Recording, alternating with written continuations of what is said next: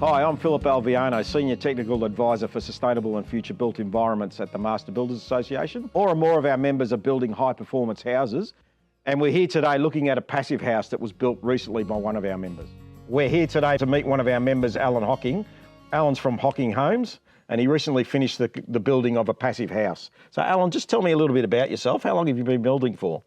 Hi Phil, I've been building since 1980 when I started my apprenticeship through the Master Builders Group's training scheme, and ever since then I've been building here in the Ballarat area. So you would have built a few homes in your time. I guess what inspired you to build a passive house?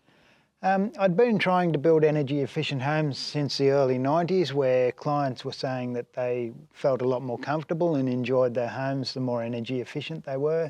So we're here today in Ballarat, and I guess an area in Victoria renowned for being pretty cold in the wintertime. So I guess there's some pretty good benefits about building an energy efficient house.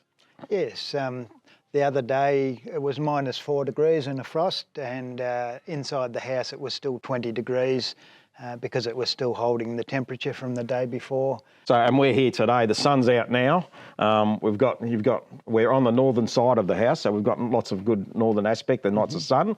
And this is clearly, where the focus in a sense. So tell us a little bit about, some of the design features here. Yes, the main focus of all light and window coming into the house is the north. We have the very wide eave, upward sloping eave that in the winter, as you can see, allows full sun to the full height of the windows, yet in summer that eave stops the sunlight from coming in right down to the base of the window, so no sun comes in until basically the 19th of February when the first sun actually enters into the house. So summer it totally blocks out the sun, and in the winter it allows full access to the sun. So we've got a design for winter and summer, so we can't forget, like you said, we're getting the sun in the winter time, but we've got the shading in the right spot and the right size to keep it out during the summertime. That's correct. So we don't overheat the house. Alan, one of the features of the house that I noticed when I first arrived were the concrete tilt panels. Can you tell us a little bit about how you've done these? Yes, I use concrete tilt panels to create just effect, as well as a very strong, robust external cladding. You mentioned the panels were robust. I guess that's part of the building goals of building in this environment. A little bit about that. Yes, it's very, very good for bushfire attack level. And also just durability. Very durable, these panels. So part of that is the low maintenance, I guess. So very low maintenance. We're not spending time and materials maintaining these all the time. There's no painting at all on the outside of the house. So easy to look after, easy to maintain. Yes. And gives us bushfire protection. We're in a rural area, so we need to do some of that as well. Yes, and very robust in stormy weather and things like that too. I guess one of the issues with using concrete tilt panels and passive houses, we've got to allow for thermal bridging. How have you managed to do that here? Yeah, the concrete panels are totally separated from the inside of the house via the insulation, cavities in the wall. So I basically treated these panels like I would a brick veneer. So I've got the cavities in behind the wall and then all my insulation layers and things like that. So this wall's insulated to R5. And then it has airtight layers and wind-tight layers installed within the wall itself. Yeah, so we're separating it totally from the indoor environment. That's correct, yeah. Alan, one of the features of a passive house, of course, is the passive solar design. We spoke a little bit about it before, but now we're inside and we can see how much of a difference it makes. Yes, it's great. The sun comes in nearly 5 metres at this time of the year, close to the winter solstice. The sun warms up the insulated screed, so this floor is fully insulated from the structural slab. And we can feel that today. It's nice to walk on. It's not cold. And the other feature of a passive house, I guess, is the air tightness. So what were some of the things you had to do to make sure you got that sort of air tightness standard correct? At the frame stage, we actually wrapped the whole internal of the house with an airtight barrier. And that airtight barrier is taped. It's sealed around all the windows and the doors. It's sealed to the floor, and it's continuous up over the ceiling. And so we basically create a full skin inside the house of airtight material. Yeah, and you would have had to did you test that before you put all the plaster up to make sure you were kind of done a good job? Yes, yeah. I actually blower door test. Yeah, So I have my own equipment to be able to do that. But by following the right process, airtight layers are actually not as scary as some people think. So we got it pretty tight straight off, which was excellent. Yeah. Yes. And I guess for certification, you would have to bring someone else in to test it for airtightness? Yes, so the certifier, the pressure tester who certified the place, he tested to 0.2 air changes of an hour, which is quite tight. But anything below 0.6 is what's required for passive house. Yeah. And that compares to sort of our standard kind of air tightness. I think now the last sort of research that was done was about 7.5, 8 as a kind of an average, which is pretty good. But this is certainly, much, much better than that. Yes.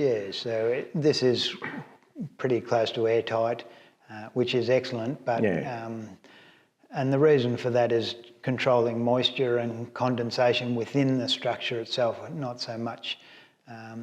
It's not so much the energy efficiency, which it helps. It's very important, but it also helps with the moisture control and management. Yeah. So we've got no drafts. It's a nicer place to be. We've got plenty of natural light, so again, it's a really nice place to be in. And also, and as you mentioned, I guess controlling the moisture and condensation, that the important part of that is, and we've got an airtight house as well, so we're not creating a paper bag, we've actually got a heat recovery ventilation system that makes sure we've got plenty of fresh air. Yes, vital part of an airtight house is you've got to have fresh air, and so we've got a heat recovery ventilation system coming through vents in the ceilings. We've got air being exhausted from the house through the wet areas. And we've got fresh air coming into the house via the living rooms and the bedrooms.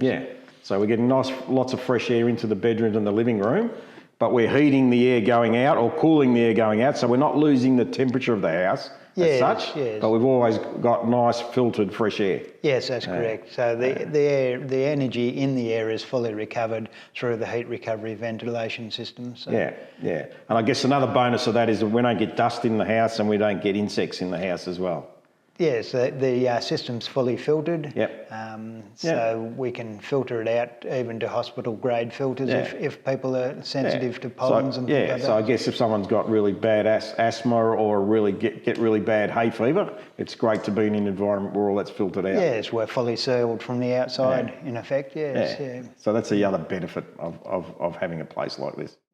Alan, we've talked a little bit about, putting the windows in the right spot to make sure we've got the sun coming in, but also an important part of a passive house, and any house really, are the windows. Can you tell us a little bit about these windows? Yes, Phil, these windows are triple glazed. They're a timber window inside and an aluminium external. They've also got 2 layers of low E glass on them facing north. That's very important because during the spring and autumn, these windows could overheat the house. So the importance of having the aluminium on the outside? It gives weather protection and also fire resistance, a much hardier finish. Again, we're building a house, protection from the fire, but also reduced maintenance issues and those sorts of things in the long run as well. Yes. And we don't put aluminium on the inside? The timber is an insulation in itself. It's not as good as some of the other insulations, but much better than aluminium. So it's working like a thermal break. It's stopping the heat or the cold transferring through the aluminium into the house. That's correct, yes. Okay. And the triple glazing obviously improves the performance of the glass. A single pane piece of glass, we keep being told, is pretty much like having a hole in the wall. Yes. And we can stand pretty close to the glass as well, and it doesn't feel cold. That's right. That's one of the main criteria is that you don't feel cold when standing near it. Alan, I guess this is the heart of the home in terms of the HRV and the heat recovery ventilation system and getting fresh air in and stale air out and controlling condensation. Just talk us through it a little bit. Phil, this unit, the stale air from the house comes out through these vents. The first vents there come down through the unit and then go out and are exhausted to the outside through that duct. Fresh air comes in the duct from the outside and goes through the unit and then goes up into the house through those ducts there. The inside of the unit recovers the energy of the air that's coming out, and it replaces the energy into the air that's going back into the house. The air is fully filtered, so the fresh air coming in goes through a filter that's in behind here, and the air that's coming out is actually filtered through another filter there to protect the workings inside, to make sure the heat recovery works to its optimum all the time. Heat recovery, it's passing through a device that kind of, if the air's warm, the device warms up, and then as the other air passes through it, it warms it up. That's correct, yes. Yeah, so the air doesn't mix at all. And in the summertime, it works the other way, where it's absorbing the cold of the air inside the house, and then as the hot air comes in, it's getting cooled by that cool. That's correct, yes. Yeah. So show us a little bit of the filters. So easy access. Pull this out, and then the filter's a good long filter there. These filters need changing. They're starting to get a bit clogged up, but very easy to change and very easy to get new ones and to replace them. Yeah, and I guess the benefit again is it's protecting the unit, but it's also stopping pollen, dirt and dust coming in. Alan, we spoke a little bit about the windows before and why they're important. Can you tell us a little bit about the features of the doors as well? Yes, these doors are triple glazed doors again. Yep. But the advantage of these doors is not only the triple glazing, but they've also got 3 layers of seals. And then when I lift the handle, it brings out these cams that pull the door into the seal when it's closed. So it's really nice and tight. So it's really nice and tight. Yeah. Lovely doors, yeah, and work very well. And again, a feature, an issue in terms of air tightness. So we're making sure we've got the right door, like you said, with the proper seals. Yes. And that seal's nice and tight when it's locked. Yes, and seals all the way around, top, bottom, and sides. Alan, I wanted to talk to you about this wall, which is a standout feature in the room. You've brought the detailing from outside into the room in terms of the surfacing, but it's also working as a thermal mass in here. That's right, yes. It's like a big thermal battery. Yeah. Holds the temperature. This wall is actually isolated from the structural slab underneath by thermally broken insulation supports, and the floor insulation actually goes under this wall. So this wall is totally isolated from the structural slab underneath. So again, we're not getting any thermal bridging. No thermal we put a thermal break in it, so there's no thermal bridging, and it's working. Yeah, it kind of moderates the internal temperature, doesn't it? Yes, yes. And even the wall insulation goes continuous, so this wall does not go to the outside of the building. Yeah, so it's disconnected from the external environment. Correct, yeah. This is another feature of the house, Alan, that you've sort of aligned these doorways right. Can you tell me a little bit about them? Yes, this house is orientated north with the front of the house facing due north. So this passageway is running directly east-west. So on equinox, the sun sets right on the horizon and shines right down the passageway and out the front door, out the east. So to me, that meant that I'd basically got the house orientated pretty well north-south, and so that the north-facing windows and the eave work to its optimum.